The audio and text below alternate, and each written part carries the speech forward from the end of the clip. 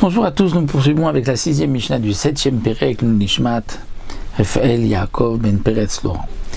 La Mishnah continue, revient au din donc du guide anaché, Noeg Bateora. L'interdiction du guide anaché, c'est seulement pour une bête qui était Théora pure, c'est-à-dire une bête dont on a le droit de manger, une bête cachère. Veno Noeg Batmea, mais ne s'applique pas pour une bête qui n'est pas cachère. C'est-à-dire il n'y a pas d'interdiction du nerf sciatique pour le cheval ou pour l'âne, puisque de toute manière on ne peut pas le consommer. Si on a consommé, il n'y a pas de deux interdits, et guide anaché et donc la viande interdite. Mais Rabbi Yehuda, mais Rabbi Yehuda d'ici, ça s'applique aussi pour la tmea. Ça s'applique aussi pour une bête interdite, et donc si quelqu'un aura mangé d'une bête non cachère le guide anaché, il y a non seulement malcoute parce qu'il a mangé une bête non cachée, mais en plus pour le guide anaché.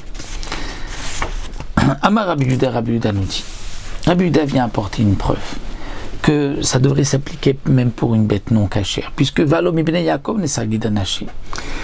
Le guide anaché a été interdit déjà depuis l'époque de Yaakov Avinu, puisque le malach s'est battu avec Yaakov, il a frappé au niveau du nerf sciatique, et donc c'est marqué, c'est pour cela que les Bnei Israël ne mangeront pas le guide anaché à cette époque-là. Il n'y avait pas Vadaim Bemat Me'amuteret Lahem, les animaux, il n'y avait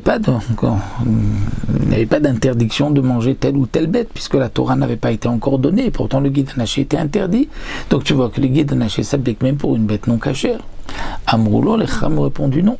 Besinaï Nema Sherta Bimkomo, l'interdiction du guide anaché n'est que à partir du mont Sinaï, du don de la Torah. Mais jusqu'au mont Sinaï, il n'y avait pas d'interdiction. Et une fois qu'il a été donné, donc cette mitzvah, cet interdit, ce lave du guide anaché au mont Sinaï, il a été ensuite marqué à sa place. Lorsque Moshe est venu donc rédiger la Torah, il a écrit ce pasouk donc dans Sefer Bereshit, à côté donc de la dispute de Yaakov et du Malach. Mais l'interdit n'est que après Matan Torah. Il a juste marqué ça avant pour qu'on comprenne d'où vient l'interdit. Donc là, nous avons une marquette entre Rabbi Yehuda et les Chachamim, à partir de quand il y avait l'interdiction du guide anaché. Et donc, aussi, pas à partir de quand, mais à partir, est-ce que aussi dans une bémat, mais une bête non cachère ou pas. Donc là, nous avons terminé le 7e Pérek. On se retrouve à Bezrat Hashem avec un nouveau Pérek concernant l'interdiction de Bassar, Bechalav, du lait et de la viande.